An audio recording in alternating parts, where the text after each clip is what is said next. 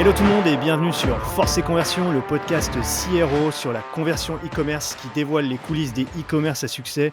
Nous sommes vos humbles serviteurs, Pablo et Laurent. Salut Laurent!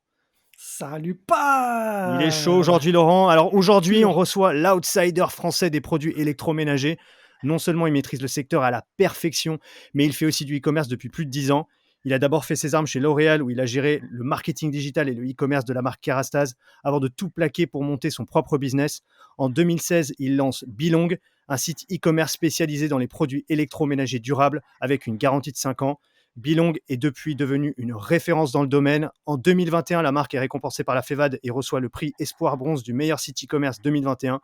Belong rivalise avec les pure players du secteur, qu'on ne citera pas pour ne pas faire de la pub pour eux. Le site de la marque est en train de devenir une machine de guerre CRO avec une expérience utilisateur aux petits oignons. On est ravis d'en discuter avec l'unique, le challenger, celui qui a fait grandir le business. Welcome Benoît. Hello tout le monde, merci pour Hello Benoît. l'introduction, ça fait plaisir, merci les gars. À la fin, j'ai senti qu'il y avait vraiment Ladies and gentlemen, welcome on the right, welcome Benoît. Ah ouais, là ça fait, c'est une belle intro là, ça met la pression les gars. Pas du tout, pas du tout. On est entre nous, on est en famille, il n'y a pas de problème. T'inquiète, mais nous aussi, ça nous fait super plaisir, Benoît, de t'accueillir enfin sur le podcast. Et merci de prendre un peu de ton temps pour nous et pour nous expliquer un peu Belong et ce que vous faites. Et voilà, comment vous essayez d'optimiser un peu la conversion de votre site. Est-ce que dans un premier temps, Benoît, tu pourrais nous présenter un peu Belong, nous rappeler ce que vous faites, peut-être vos différences avec vos concurrents, et puis ensuite on enchaînera sur les questions propres au site. Ouais, bien sûr. Bah, en fait, Belong, en fait, on est le premier site e-commerce, à labelliser une offre électroménager, durable et ça depuis, 2016. Au début, on s'appelait Ma Garantie 5 ans parce qu'en fait, on est parti d'un constat fort avec, mon associé. C'est que, ça fait plus de 10-15 ans qu'il y a un phénomène autour de l'obsolescence accélérée des produits et que les produits tombent en panne de plus en plus, rapidement et que, surtout les, consommateurs, en fait, n'ont pas d'informations comme quoi si le produit qu'ils vont acheter vont être durables, si ce n'est si c'est une marque allemande, genre Bosch, Siemens, Semiel, c'est bon, j'en ai cité trois, donc on a le droit. Et du coup, ils n'avaient pas cette information-là, donc on a créé le site qui s'appelait initialement Ma Garantie 5 ans, sur un postulat assez simple, en disant on sélectionne que des produits des marques durables.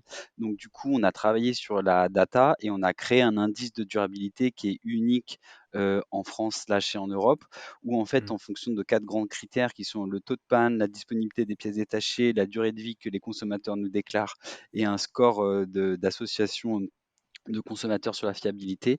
On a matricé toute cette data-là, ça nous a donné un indice de durabilité. On a sélectionné que les produits qui avaient un indice de 80, donc on a déréférencé pas mal de produits pour ne Ok. sélectionner que les produits les plus durables selon notre concept. Et du coup, comme on était sûr que les produits étaient durables, on offre une garantie 5 ans. Et c'est pour ça qu'on s'appelait Ma Garantie 5 ans. Ok. Et du coup, en 2022, on s'est appelé Belong parce que pour nous, on a un concept fort autour de la durabilité.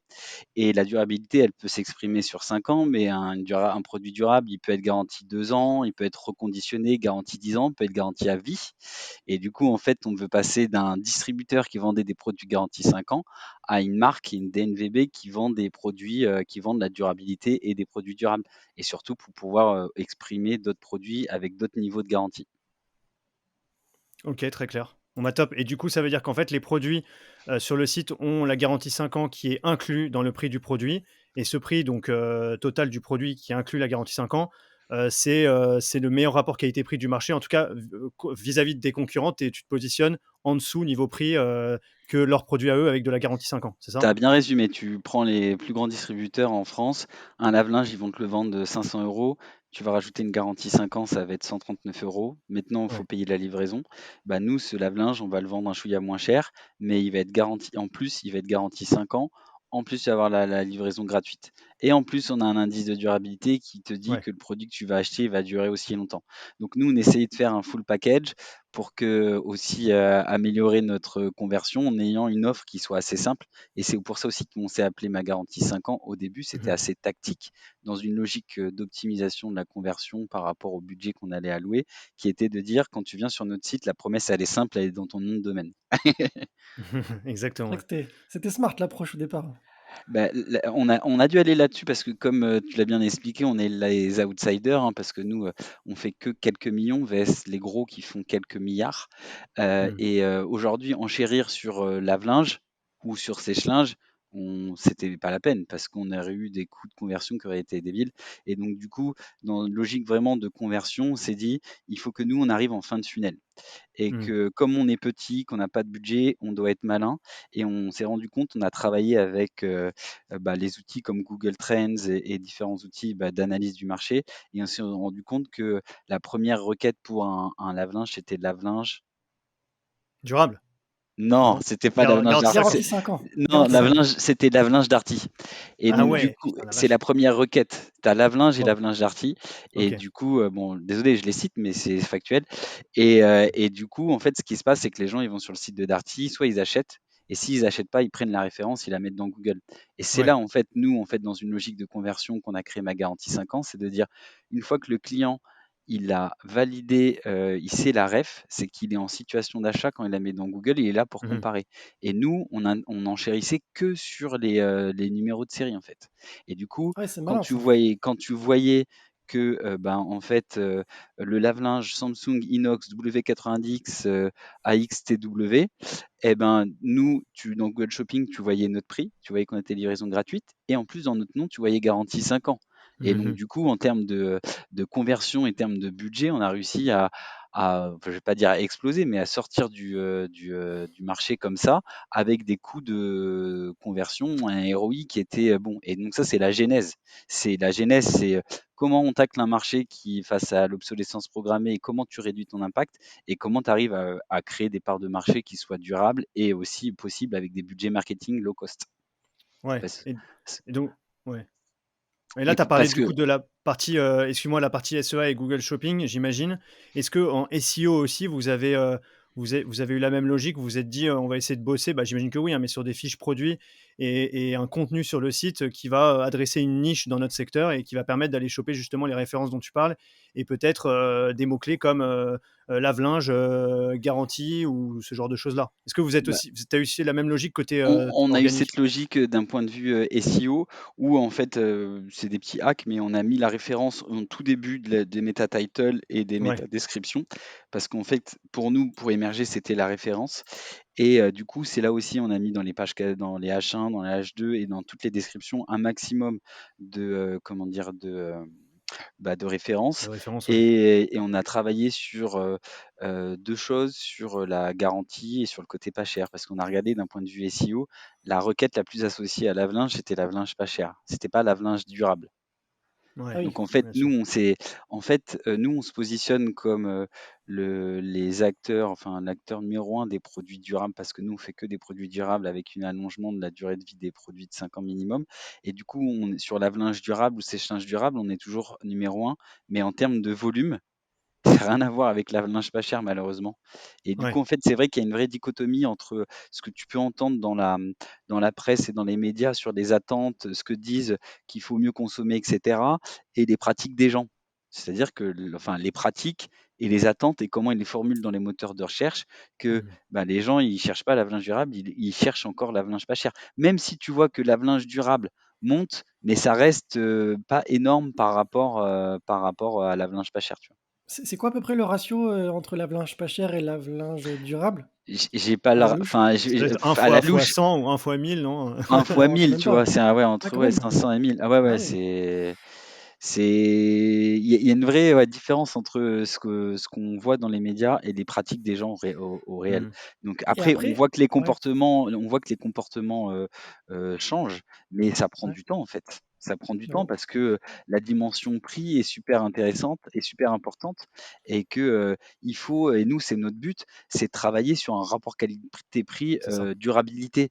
Parce qu'il faut pas que la durabilité rime avec cher. Et du coup, nous, on essaye de travailler sur des produits aussi access, où tu arrives à avoir des lave-linges à 400 €, garantie 5 ans, livraison gratuite. Et donc ça, c'est déjà, et on travaille là-dessus. On travaille aussi sur la conversion pour rendre accessibles les produits durables, sur du paiement fractionné, trois Mmh. quatre fois, sur du 10-12 fois, on a mis en place avec Onet. Et on est en train de travailler sur des solutions qui pourraient éventuellement jusqu'à 60 fois, donc jusqu'à 5 ans. Ah ouais, là, c'est Ouais. du jamais vu, là, 60 fois, là. Tu es en train d'innover, là. Bah, on essaye parce qu'on essaye de le faire sur la durée de vie, du produit minimum que nous on garantit et que de dire, bah, en fait, acheter un produit, de qualité ne doit être accessible à tout le monde et que payer 60, fois, 15 €, eh ben, c'est mieux de faire ça que d'acheter un lave-linge à 400 € et je sais pas où, 300 balles et de le changer dans 3 ans et dans 4 ans et du coup payer 900 € sur 9 ans pour avoir 3 lave-linges.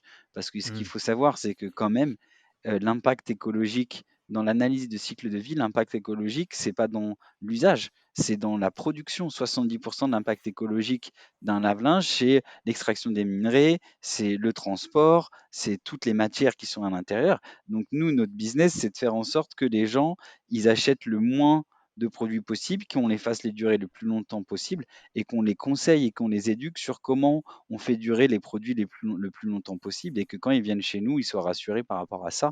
Et c'est essentiel et que aujourd'hui, je pense qu'on a tous, en tant que citoyens, en tant qu'entrepreneurs, le devoir de faire en sorte de réduire notre impact, en fait.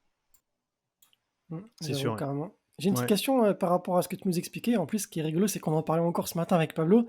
Le fait de se partager plutôt un gros gâteau à plusieurs, mais vraiment plusieurs, ou au contraire prendre un plus petit gâteau, mais quasiment être le seul dedans, et au final, bah, tu prends quasiment la part complète du petit gâteau. Tu vois, c'est le principe du lave-linge pas cher contre le lave-linge durable. Comment tu as vu ça un petit peu?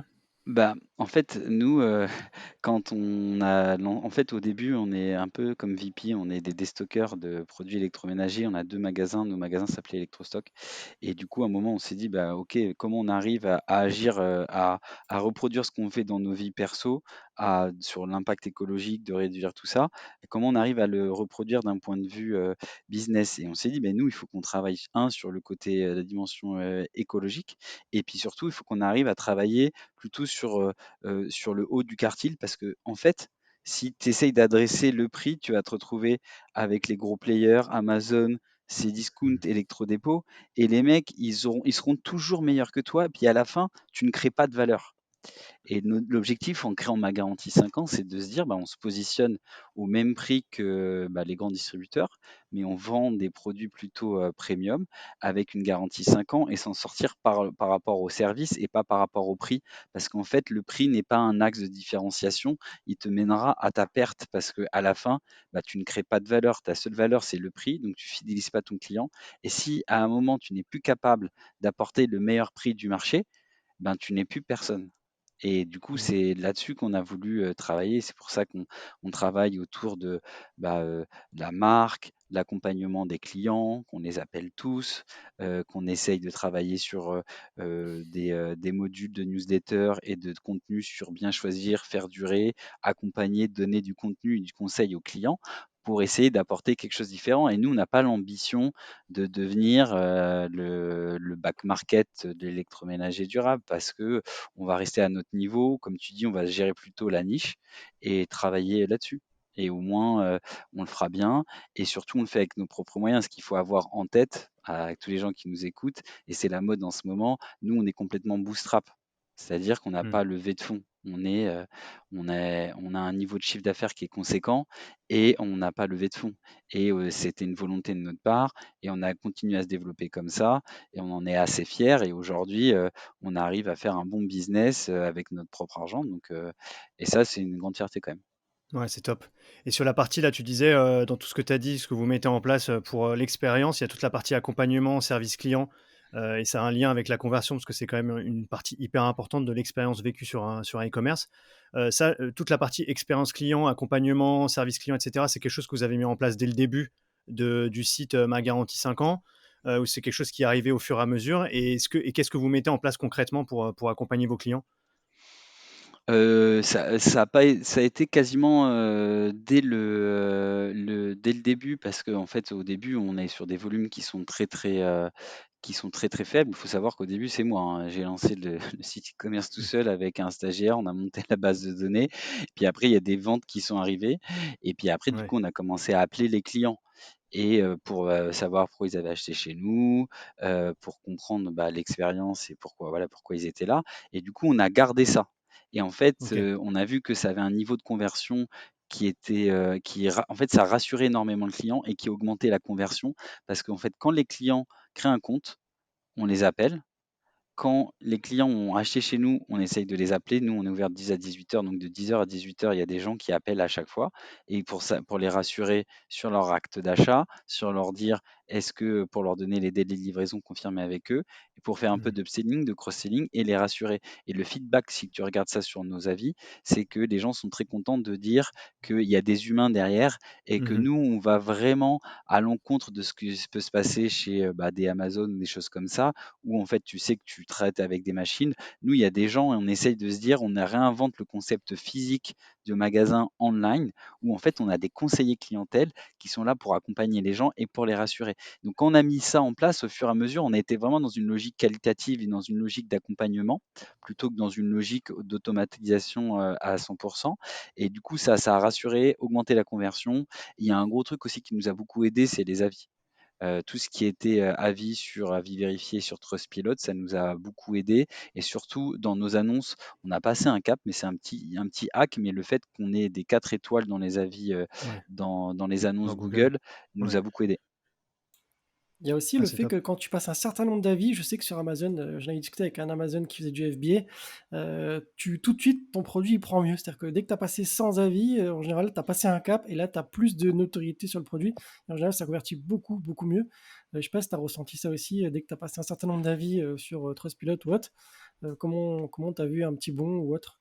Bah, ouais, en fait, il faut passer je crois que nous, c'était dans les 200 avis sur le magasin, sur le e-commerce et après on le constate aussi sur le site e-commerce quand tu as des produits qui ont un certain nombre d'avis ou ceux qui en ont et ceux qui en ont pas, ils ont un niveau de conversion qui est super élevé. De toute façon, on le voit très bien d'un point de vue comportement consommateur. Les gens, quand ils achètent un lave-linge, ils le renouvellent tous les 10 ans et du coup, bah, ils n'ont pas la connaissance du marché, ils savent pas comment ça évolue, connaissent leurs besoins. C'est juste, j'ai besoin qu'il fasse pas trop de bruit et où je puisse mettre que des vêtements pour 4 personnes. Mais après, du coup, ils n'ont pas forcément d'indication ce qui est bien, pas bien. Du coup, ils vont surtout chercher les avis et du coup, ils vont regarder ce qui a été dit et c'est comme ça que ça guide les achats. Donc ça, nous, pour augmenter la conversion, on a fait en sorte de récupérer les avis sur les produits. Ça, on l'a fait quasiment dès le début. Et du coup, on a vu qu'il y avait une conversion qui était plus importante là-dessus, en fait. Donc ça, tu l'as fait dès le début, mais est-ce qu'il y a des choses, par exemple, que justement, bah, t'as pas mis en place dès le début, que tu t'as mis bien, bien, bien plus tard en place, et peut-être tu regrettes, tu te dis, ah, si je l'avais fait plus tôt, ça aurait été vraiment top. C'est vrai qu'on peut pas tout mettre en place dès le début. Et qu'est-ce qui fait que tu as eu ce déclic-là, au moment de te dire, tiens, par exemple, ça, il faut que je commence à m'intéresser pour, bah, justement, pour que ça joue dans mon taux de conversion final, quoi. Ouais, et juste, je peux rajouter un truc par rapport à ce que demande Laurent. En fait, pour compléter un peu la question, c'est depuis le début de ton e-commerce, est-ce que tu sens que tu as optimisé au fur et à mesure ton e-commerce ou tu as eu quand même des paliers de changement de techno ou d'ajout de nouvelles fonctionnalités vraiment game changer pour ton e-com ou ça s'est fait, voilà, est-ce que ça s'est fait au fur et à mesure? Comment ça a évolué en fait cette partie optimisation de l'expérience, tu penses? Ça a été fait, step by step parce que, quand tu es bootstrap et que tu as des budgets qui sont limités en acquisition et en dev, bah, déjà tu lances un site. Donc déjà tu lances un site, déjà c'est la base et après tu commences à faire du business et tu regardes, commences à analyser ton taux de conversion et tu dis: Mmh. «Ah OK, je suis à 0,3, qu'est-ce qui se passe?» Et Mmh. donc du coup, tu fais step by step et tu regardes les choses qui ont le plus de ROI. Là où on a travaillé le plus, déjà nous, c'est sur l'acquisition, sur la partie SIA parce que c'est là où en fait, bah, déjà ça t'apporte le trafic et c'est là où tu peux, vraiment juger si ton taux de conversion il est bon et pas bon et tu vois, au début, là où on s'est complètement planté, on a travaillé avec Google en direct. Ils nous ont été voir au salon du e-commerce, ils nous ont dit: «Ouais les gars, nous on a un accompagnement startup, on va, heu, on va vous faire signer, on gère vos campagnes pour vous, vous nous faites confiance, vous mettez entre 5 et 10 000 par mois et puis Mmh. c'est bon». Et si ça On a marche pas, vous dépensez plus. Comme ça Ouais marche pas. voilà. On la connaît celle-là. Et Merci. du coup moi j'étais content, j'ai dit à mon associé: «Putain, il y a Google qui nous accompagne et tout, c'est génial». Ouais. On a cramé 5 000, 10 000, 15 000 et genre, on faisait 10 ou 15 000 € de chiffre d'affaires et là je fais: «Waouh, mais là c'est pas possible». C'est-à-dire que J'avoue. ton ROI il est à peine de 1, 1,5, Ouais. avec des marges qui sont faibles, c'est mort et donc du coup on s'est dit: «Waouh, il faut qu'on arrive à travailler sur l'optimisation et la conversion de Nos notre ads. trafic, Ouais. de nos ads. Et du coup, ça, c'est le truc, ça, c'est le nerf de la guerre depuis que nous, on est là-dedans, c'est de travailler sur l'acquisition et Mhm. d'optimiser. On a changé 5 fois d'agence. Maintenant, c'est bon, on est posé depuis 2 ans avec l'agence avec qui on travaille, qui est Steerfox, qui est spécialiste du catalogue produit. Mais Ok. ça, c'était pour moi essentiel. C'était le truc numéro un, c'est travailler sur l'acquisition et de travailler sur l'augmentation du trafic tout en maintenant un ROI. Ça, c'était le plus dur. Donc ça, c'était la première étape. Après, on a travaillé donc pas mal sur la gestion des avis parce que ça, on n'avait pas au début. Et du coup, ça, on a travaillé. Après, on a lancé le site et après, on a fait une V2 du site. Et là, du coup, autant le premier, on a lancé un PrestaShop et on a customisé un thème. Le deuxième, on s'est dit, on va travailler avec un UX UI designer. Ok. Parce qu'avant, on travaillait avec des web designers et moi, j'avais déjà cette conscience que si on voulait faire plus de chiffres, il fallait amener des gens et il fallait que augmenter le taux de conversion, que si tu gagnais zéro, rien que 1 point avec le même trafic, tu doublais ton chiffre d'affaires. Et donc, du coup, on a travaillé avec une personne qui était vraiment dans une logique UX UI, qui a pris les bonnes pratiques et qui a fait un Hotjar sur notre site. Et du coup, Mhm. on a vu les comportements, les cartes de chaleur, les points de friction et tout ça, etc. Et du coup, elle a redesigné complètement notre site. Et donc ça, c'était en 2018, c'était 2 ans après le lancement. Et après, au fur et à mesure, tu prends de l'expérience, tu prends de l'expertise, et puis il y a des sujets que tu as optimisés à fond, et donc après, tu ouvres des nouveaux sujets, quoi. Mais tu vois, Ouais. la notion de parcours, la notion d'acquisition, c'est un sujet qui est permanent et qu'il faut se renouveler de manière permanente. Donc ça, c'est cœur business chez nous. Mais par exemple, l'UX, UI, c'est plutôt je vais pas dire des one-shot, mais c'est de se dire, bon, on fait ça, puis 1 an après, tu rechallenges le truc, tu vois. Donc le site, on est à la 1, 2, on est déjà à la quatrième version, quoi, depuis 2016, Ok. où en Ouais, mais fait pas on est. vraiment des refontes. C'est plus, il y a eu on va dire deux grosses versions. Après les autres, c'est des versions 1.5, plus ou moins. Il y a eu la première version basique, et après il y a eu la deuxième version, enfin qui était une refonte totale, Ok. et après la troisième, c'était juste mise à jour, et après la quatrième, on est passé de ma garantie 5 ans en À bilingue, donc ça Bilong. c'était énorme. Ouais, là, Donc pour là, le coup, ouais, gros changement. on a tout changé, et du coup là c'est un enjeu qui est assez intéressant. Parce qu'en fait, on est passé de ma garantie 5 ans à un distributeur qui garantit ses produits 5 ans avec donc le nom, l'exécution de sa promesse dans le nom, à Mhm. Bilong, où on a perdu des gens en fait. Et on a perdu un taux de conversion de ouf. Mhm. Et en fait, on est passé. Pour le client, c'était assez simple. Il comprenait tout de suite qu'on était garanti 5 ans et qu'on était une marque française. Et là, on est passé à Bilong. Alors déjà, pour la moitié des Français, c'est pas Bilong, c'est Belonge. Parce que C'est pas Ouais, faux, j'avoue, ouais. j'ai pas pensé. non, mais toi, nous, enfin, quand tu es dans le e-com et quand tu es à Paris, tu parles plus ou moins anglais, donc tu comprends Bilong, mais les gens, ils disent Belong. Et Mhm. tu vas dans n'importe où, ça se passe comme ça. Donc déjà, il y a des gens qui disent waouh, c'est plus un site français. Et donc du coup, quand on a changé le site, donc c'était le 13 juin 2022, je m'en rappelle très très bien, le site marchait plus. Et 1 mois après, on a perdu quasiment 30 ou 40% en conversion. Ah Et ouais, là, niveau pas référencement, mal. ça s'est passé comment? Du coup, tu as retrouvé le référencement assez rapidement ou tu l'as parce On, que tu as dû passer de ma garantie 5 ans à Bilong, donc forcément, on en avait fait, mis ouais, tout le plan de redirection avec le SEO, OK. on avait travaillé sur tout le côté technique et tout ça, etc. Mais c'est vrai qu'on s'est pris une claque et que, en fait, l'erreur qu'on a faite, c'est qu'on a travaillé plus sur le côté, je dirais, marketing et proposition de valeur. C'est quoi la marque? C'est quoi Ouais, l'ADN? Parce qu'on voulait passer d'un distributeur qui garantit ses produits 5 ans à un site e-commerçant qui vend des produits durables et à une marque durable. Et du coup, en passant du e-commerce à la marque, il y a plein d'éléments de rassurance, de commerce et d'optimisation qu'on a un peu oublié pour mettre en avant la marque. Sauf que du coup, on a perdu pas mal, on a perdu beaucoup en conversion, énormément. On s'est pris une claque. Alors, le site était plus beau, mais ouais, ça se passe souvent comme ça, hein. ouais. Enfin, j'ai pas, je pense que vous savez, mais vous faites des refontes pour qu'il soit plus beau et en fait, le site, il est moins fonctionnel et du Mmh. coup, tu confies ça et là, je ne sais pas pourquoi on l'a confié plutôt à des gens qui étaient dans le web design et dans le graphisme et du coup, c'était une erreur. Je sais pas pourquoi on a fait ça. Bon, ça arrive, hein, des fois, on manque de Qu'est-ce qui fait que lucidité. justement tu pas reconduit plus ou moins le taf avec le premier UX, UI designer que tu avais mandaté pour bosser dessus?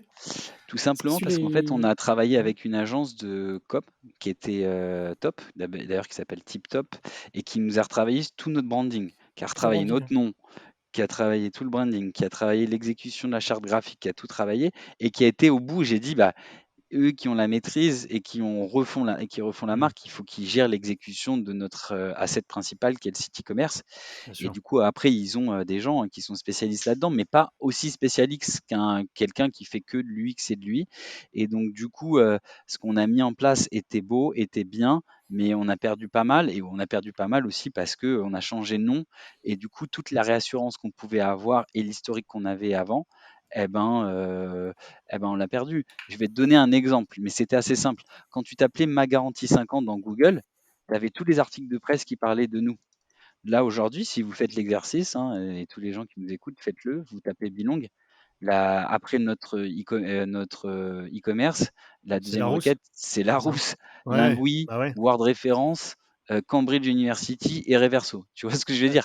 c'est déjà pas Donc mal que vous soyez passé devant tous ces mecs-là, hein. C'est ce que je me disais tout à l'heure, je regardais, je me disais: «Non, mais je vais les retrouver peut-être après Larousse ou des trucs ou Wikipédia et tout» et non, les mecs sont premiers sur Bilong en requête, enfin en navigation privée. C'est quand même assez fort de passer devant ces sites qui sont des mastodontes, sur ces mots-clés-là, quoi, ah bah, je non, pense. c'est clair, Larousse, Reverso, Lingui, tout ça, donc on a réussi à se refaire la notoriété là-dessus, mais ça a mis Ouais, du temps, on a perdu du chiffre d'affaires et donc ça, faut avoir conscience de ça quand tu fais des changements comme ça. Tout ces UX, UI, ça peut avoir une conséquence sur ton chiffre d'affaires qui est non négligeable. Donc, on a réoptimisé le SEO, on a travaillé sur le backlink, on a travaillé ouais. sur des beaux backlinks qui faisaient remonter notre notoriété. Du coup, on est arrivé à se replacer là-dessus. Mais c'est un combat de tous les jours pour remonter là-dessus, hein, parce que ta position, alors, tu la gardes pas ad vitam aeternam, hein. C'est Ouais, c'est clair. clair. Mais il y a juste un truc aussi, je veux rebondir très rapidement, c'est sur le côté UX UI. Alors il y a UX UI, j'en connais des très très bons, hein, mais c'est encore plus spécifique que ça parce que pour le e-commerce, il y a quand même une grosse culture e-commerce à avoir et en plus une veille constante. Et si t'es pas baigné dans le e-commerce qui évolue genre à une vitesse fulgurante, bah, tu passes vite à côté des minimums à avoir, en tout cas à Mmh. l'heure actuelle. Par exemple, je prends l'exemple des pages produits. En ce moment, on est en train de parler de la page produit 2.0, du headless aussi pour tout ce qui est site, ou l'impression de ne plus sortir du réseau social. Par exemple, il y a des scrolls TikTok, il y a plein de choses comme Mmh. ça à mettre en place également. Et 900Care, des choses comme ça, le fait très très bien avec les menus en bas qui ressemblent à Instagram, TikTok ou autre, plutôt que de les avoir en manière classique comme à l'époque. Ça commence à évoluer et à tendre vers ces tendances. Et si justement bah, tu es UX UI, mais malheureusement tu n'as pas cette culture-là e-commerce ou tu n'as pas cette veille-là régulière, bah, tu vas potentiellement passer à côté et tu vas fournir une expérience standard, classique, mais qui ne sera pas optimum pour en tout cas l'année en cours, quoi. Ouais, c'est sûr. Mais, après il faut, moi j'ai toujours été baigné là-dedans et en fait, j'aime la nouveauté, j'aime l'innovation et je pense qu'il faut avoir cette culture, de l'innovation et de rechercher les nouveautés dans ce business-là et si tu l'as pas, tu meurs parce qu'il faut se renouveler tout le temps. Il faut vraiment se renouveler tout le Clairement. temps et du coup, et sur tous les métiers et aussi du coup, surtout UX, UI parce que les pratiques évoluent, les pratiques, des gens, il y a 10 ans, le mobile était pas aussi important, les applis n'étaient pas aussi importantes, les réseaux sociaux non plus. Et du coup, toutes ces pratiques ont fait évoluer les pratiques des gens dans leur manière de naviguer et d'acheter, tout ça, etc. Et il faut se mettre à jour tout le temps.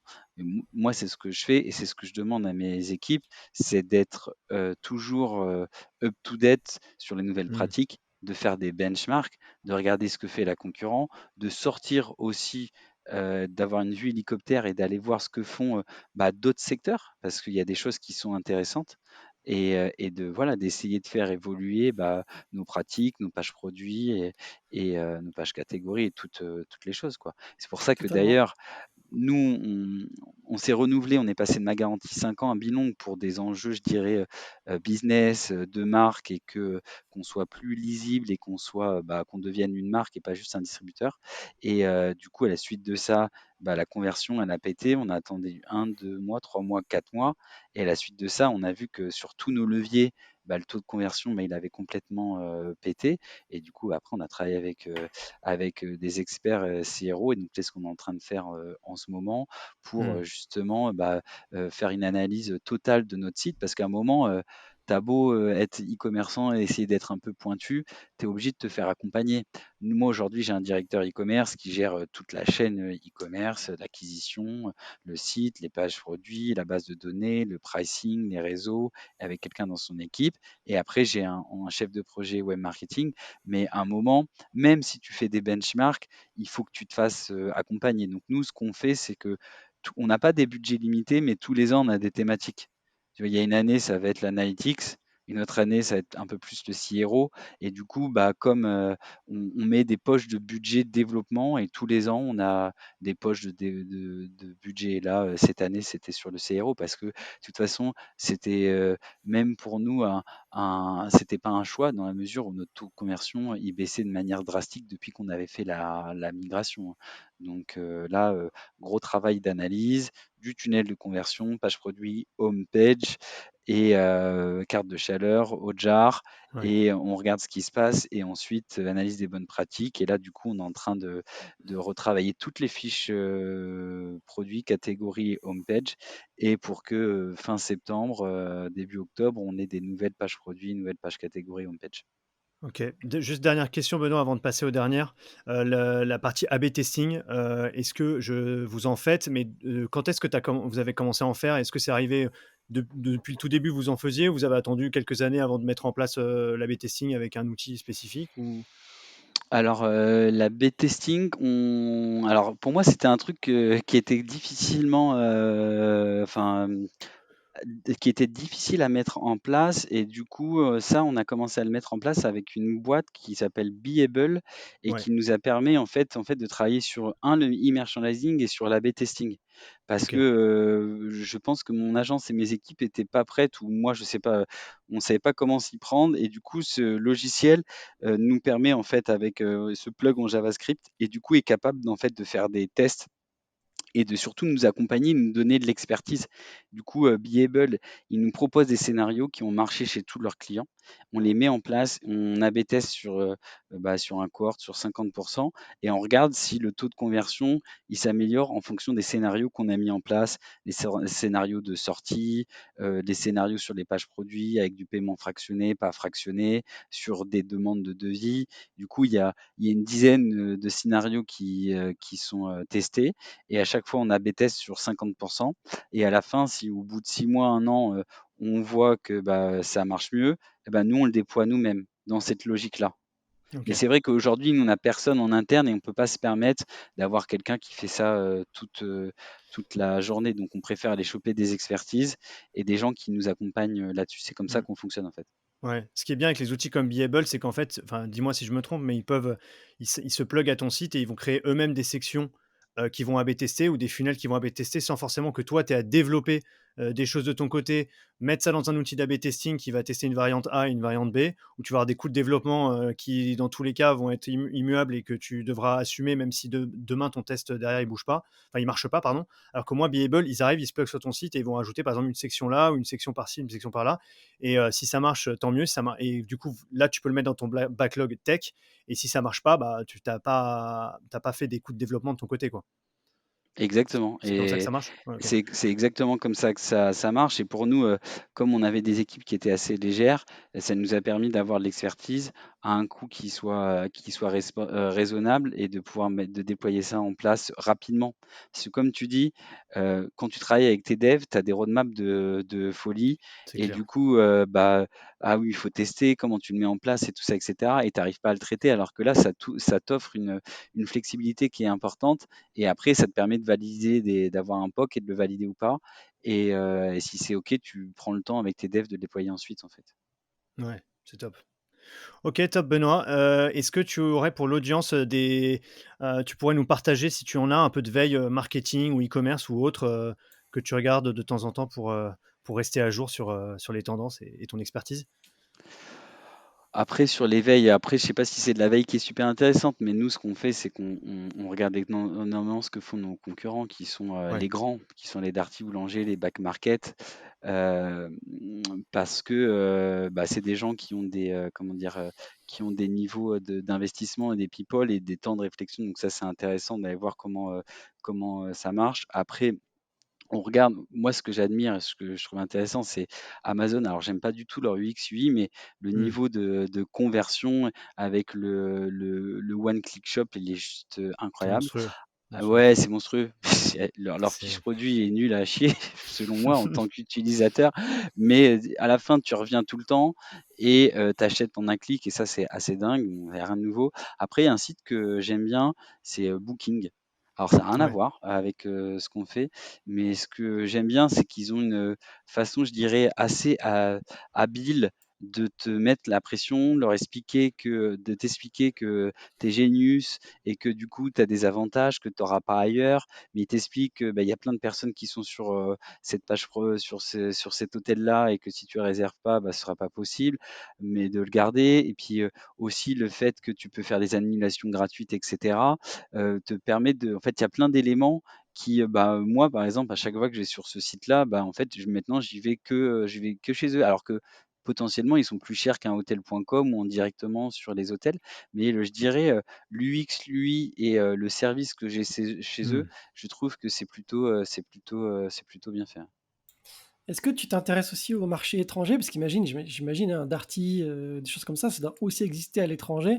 Je prends l'exemple de la Hongrie, par exemple, il y a un site qui s'appelle EMAG, EMAG, qui est très très fort aussi en UX. Je pense que c'est un des meilleurs dans le pays. C'est plutôt un Amazon-like qu'autre chose, hein, ou un Fnac ou ce que tu veux.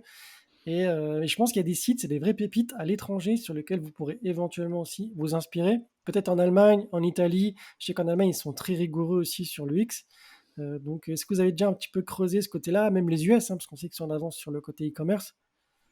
Bah, on regarde alors, bizarrement, on n'a pas regardé dans ces pays-là. On a regardé pas mal en Angleterre. On a des sites comme AO.com sur lesquels on s'inspire pas mal, qui est en fait un des gros leaders de vente de produits d'équipement de la maison en Angleterre, et qui a su travailler un côté UX et un côté design qui est plutôt pas mal, avec un niveau de contenu qui est pour moi qui est très qualitatif, parce que tu as des fiches produits que tu vois pas ailleurs et qui apportent beaucoup d'informations. Et c'est le genre de site qu'on va aller regarder pour regarder un peu les best practices. Donc c'est AO.com, c'est simple, Mmh. AO.com. Simple, Top. efficace. Exactement, voilà, comme dit l'anglais. Bon, est-ce que Benoît, il y a une personne que tu rêverais de voir, interviewer sur le podcast? Une marque en particulier à laquelle tu penses, au hasard? C'est quoi? Alors je suis à fond dans le sport, j'aimerais bien que tu es le directeur e-commerce de Nike. Ah ouais, Ah carrément, ouais, OK. Ouais, ouais, Stylé. ouais, ouais, OK, Nike, j'adore. J'aime ouais. bien, j'aime bien le site et tout ça, etc. Nike, j'aimerais bien. Ce Je J'aimerais qui est bien pensais cool, que tu parce que allais ouais. dire Gymshark ou des choses comme ça aussi, tu vois, qui est pas mal. Mais c'est vrai que Nike, Euh, ça doit être super intéressant, Non, hein. et c'est Donc, intéressant parce que ces marques-là, ouais. enfin, bah, Nike, la marque est tellement forte qu'ils se permettent, je pense, des libertés un peu graphiques sur le site. J'irai Mm, voir à quoi mm, mm. ressemble le site de Nike, mais j'imagine que c'est un truc un peu fucked up. oui, Et ouais, du coup, voilà. derrière, il faut mettre le bon créneau entre, OK, je fais un truc graphique, mais qu'en même temps, qu'il puisse convertir derrière et que ça soit pas Ouais. impossible à commander, quoi. Ouais. Puis après, un deuxième, mais plus en mode espion, j'aimerais bien voir ce que fait Darty. Ouais, c'est ce que j'attendais cette réponse. J'aimerais bien voir pour Ah ouais, comprendre leurs enjeux, parce qu'on a des enjeux similaires, et puis alors, enfin, eux, c'est beaucoup plus gros, mais pour mmh, comprendre un peu comment ils font, hein. Donc, un petit POC à carrément. Darty. Écoute, on va envoyer un petit message, dire e-commerce et puis on te dira. Ouais, tu me diras. Ok. Bon, bah, trop cool. Bah, Benoît, en tout cas, merci 1000 fois. C'était vraiment hyper intéressant et merci d'avoir pris de tout ce temps-là pour nous expliquer un peu comment ça se passe de ton côté et tous ces petits tips. C'était vraiment Surtout top. en Donc, plus, merci 1000 c'est fois. journée chargeante, je pense que c'est les soldes pour vous, donc C'est vrai. Ouais, c'est les, ça doit c'est les carburer. soldes, et on attendait avec impatience, et du coup, ouais, ça carbure pas mal, et on est content qu'ils arrivent dans cette période qui est un peu délicate pour tous les commerçants, je pense. Ouais, c'est clair. Tu Donc, m'étonnes. ça, ils sont bienvenus, quoi. Bon, bah, c'est top. carrément. On t'embête au bon moment, du coup. Prochain épisode, on fera ça pendant le Black Friday, comme ça, c'est parfait. Bah, Pendant Noël. alors nous, on fait pas, on Vous appelle faites ça la Green Week, c'est-à-dire c'est Ah les oui, mêmes bah, oui. prix tout au Ouais. long de l'année, parce que tu as pas besoin d'acheter des produits durables et d'attendre le Black Friday. Donc en C'est fait, clair. c'est tout le temps les mêmes prix, mais pendant la Green Week. Donc, mais tu pourras m'appeler quand même avec pas de Pas de souci. souci. Pas de souci. Je me suis déjà arrangé avec Florine et Céline pour une machine à café, donc on verra pour Ah la suite. voilà, c'est bien. J'en aurais déjà parlé. Merci Benoît en tout cas pour tout. Et comment on fait pour te contacter si on veut faire du business avec toi ou si on veut aller plus Eh loin? ben, si vous voulez des petites réductions sur le site, si vous voulez faire du business, si vous voulez améliorer mon CRO, si vous voulez tout ce que vous voulez, vous me cherchez sur LinkedIn Benoît Delporte ou tout simplement benoît@bilong.fr. Trop sympa. Bah Nickel. écoute, top. Merci Benoît. Il va recevoir une pluie de messages dès qu'il Ah clique ouais, en j'ai ligne. j'ai tous les commerciaux B2B de C'est solutions clair. SaaS qui vont m'inonder. J'ai fait la connerie de la vie, mais c'est pas grave. Ouais, t'as déconné là. Change ton adresse mail là tout de suite. Ok, Il va changer de compte. Ce compte c'est n'existe ça. plus sur LinkedIn. Bon, super. Merci Benoît. En tout cas, c'était super sympa. Et puis, du coup, à très vite. Salut les gars.